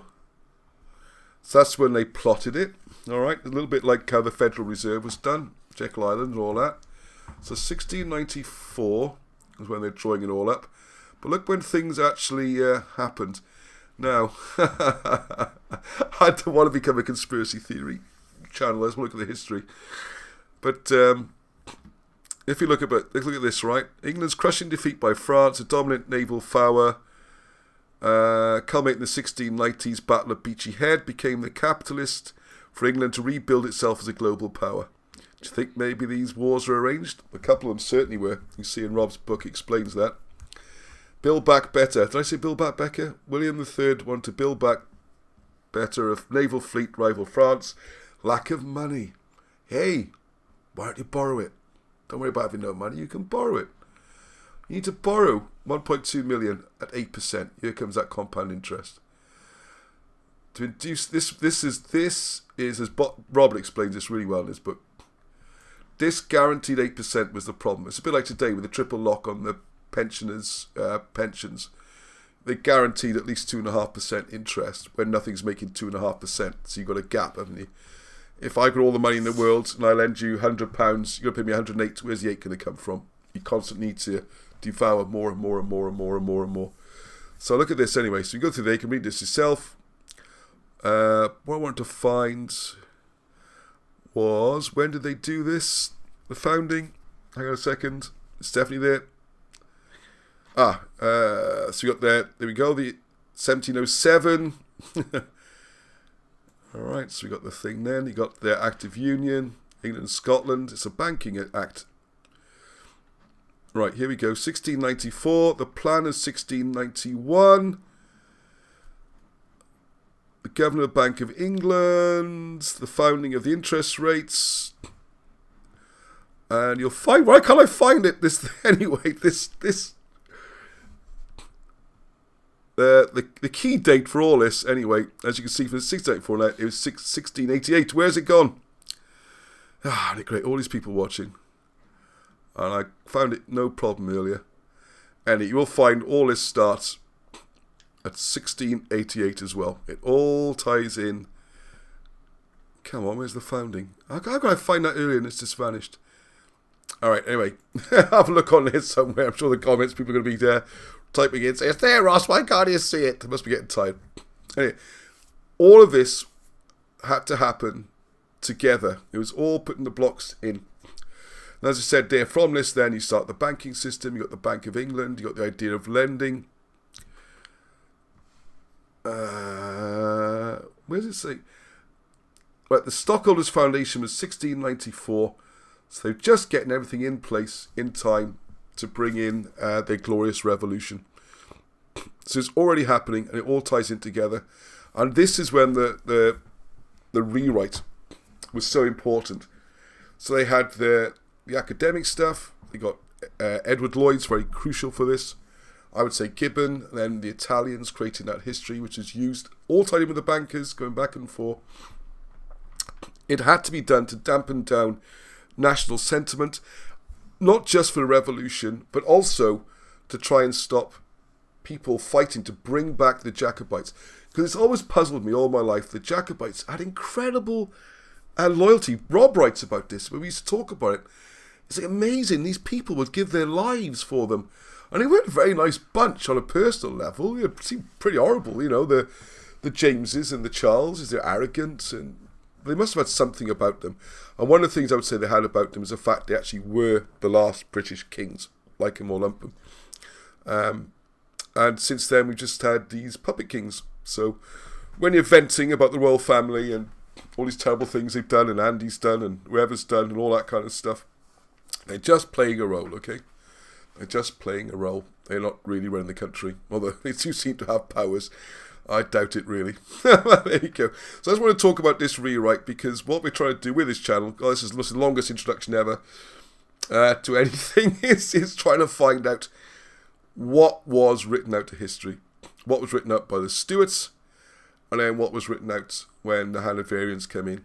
And this is the hidden history. It's not lost. You can still find it. You can still get the old books, still find the physical evidence, and you can go all the way back and try and work out what was going on before this rewrite took place, because it did take place, and you can find loads of evidence for that. And we talk, maybe we should talk more in this group about I will talk more about how the rewrite was done. So there we go. A bit of a ramble. I hope it didn't go all over the place too much, and I hope I didn't leave too many things out. I don't think so. I think you're right. My brain's starting to come back together. Oh, it's such a relief. Last week was so difficult. It's a bit like, I feel really sorry for people who must have tinnitus and things like that. Because when your head's just a bit foggy and you just feel a little bit like you're in a bowl, you know, and everything's just a bit echoey and your thoughts are a bit foggy. And it's coming back strong. So thanks for all the good tips I got. And I should do them. It's not medical advice. What do I have to say? I'm not a trained medical practitioner. I'm not making any medical claims. But there's the Semper, the unkillable little cactus thing. I always used it on the boys for earaches. You squeeze it in, bit of warm olive oil, pour it in, hot. Works like magic. And why don't I do it with adults? Why don't I do it with me? And then Graham, thank you, he suggested something similar with the olive oil. I remember the magic cure made a big difference. Alright, anyway, I'm rambling now. I think it's past your bedtime, Arnie B. School tomorrow. Are we going to have a little sing to finish? Yeah. But I always get the words wrong. Very simple. There's 2 verses. I know it's only 2 verses. I've always sung my own versions. You know me. I like to add up. Like 20 words a verse. There's 2 verses. Oh no. I want lyrics. Lyrics. Give me the lyrics. Alright, I'm going to join in for a bit of Rick Astley, alright? And I'm going to have last look at the comments as well. I'm sorry I wasn't ignoring the comments. More of a hike than a ramble, Ross, and what's seen? Well, thank you, Marshall. I really enjoyed the stream. Thanks, Ross. You helped us all so much. Well, thank you very much. Expat, yes, correct. Who say? Well, thank you. That's very kind of you. Sketches. Yeah, hit me worked out. It's gonna cost me too much. Oh, right, okay. I'm not sure there's a separate conversation going on there. Alright, Requiem by Killing Joke. Well, we don't... Ari has to know it to play it. We'll write it down, right, Cam? Requiem by Killing Joke. So if you got any... Right, so I'm going to do a little bit... Right, I need the lyrics. Where's the lyrics? I mean, it's the easiest song. Feel free to join and sing. So my lovely quiff is going to grow back as well. Oh, no, this is not coming up. Right, okay. You ready for a bit of my singing now? I know I can't sing. My ears have been throbbing for about 3 weeks. You gotta give me a nod for the intro you put me in. Unrehearsed. We're no strange. Oh, no. Well, practice I am. We're no strangers to love. You know the rules and so do I. A full commitment's what I'm thinking of. You wouldn't get this from any other guy, 'cause I just wanna tell you how I'm feeling. Gotta make you understand. Gonna give you up. They're gonna let you down. Gonna run around and desert you. I'm gonna make you cry. Never gonna say goodbye. Never gonna tell a lie and hurt you. I messed up. We've known each other for so long. Your heart's been aching, but you're too shy to say it. Inside we both know what's been going on.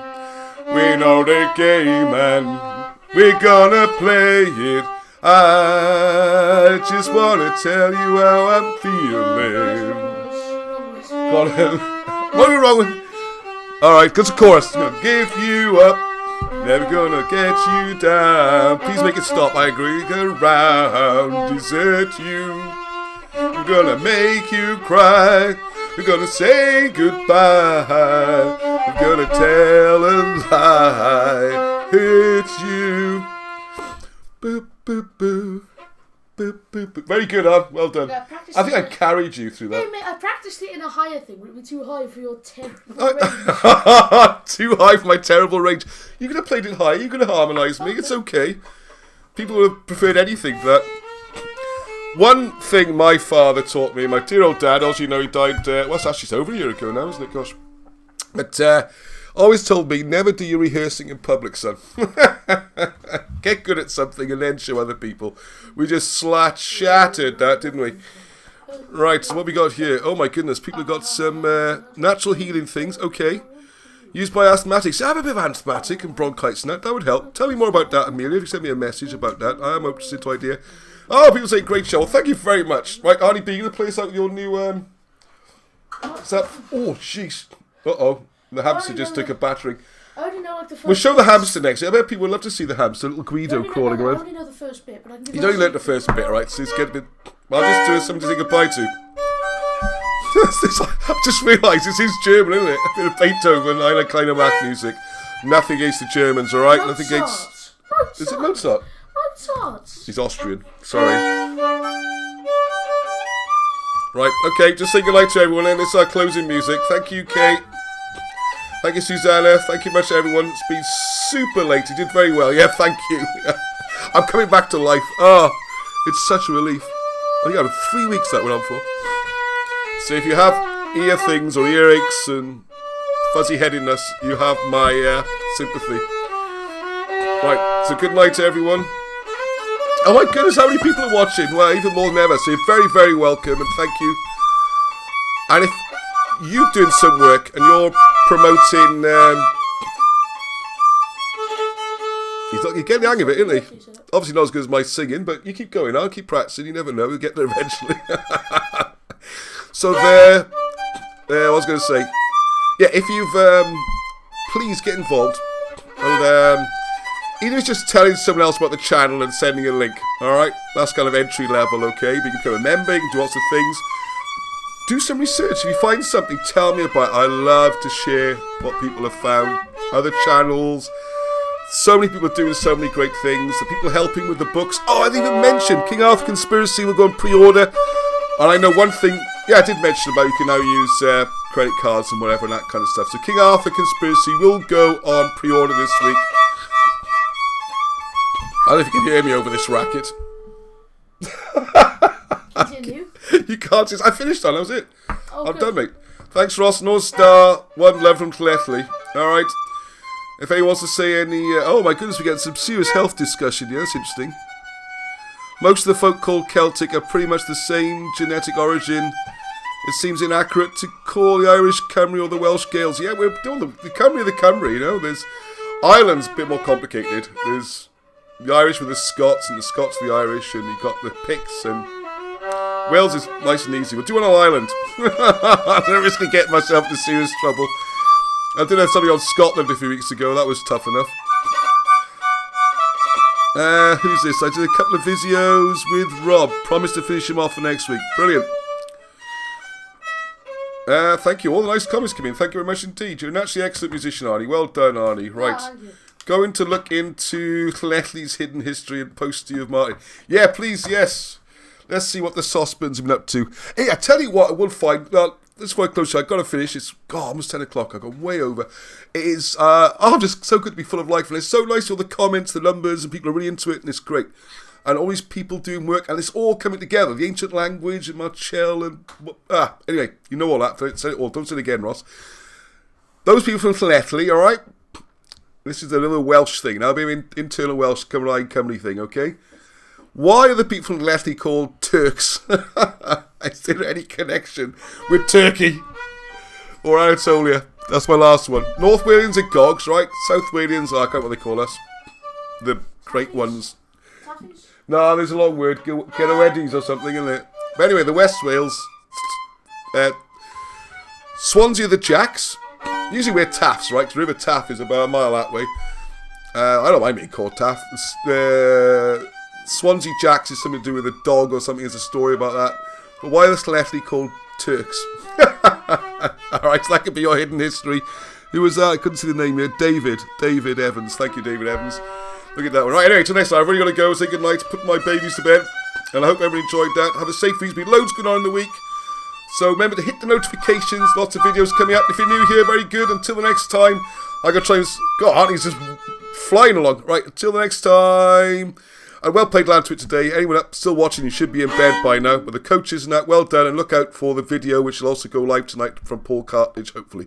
So until the next time, North Star and Heddwch. Peace, okay? Heddwch.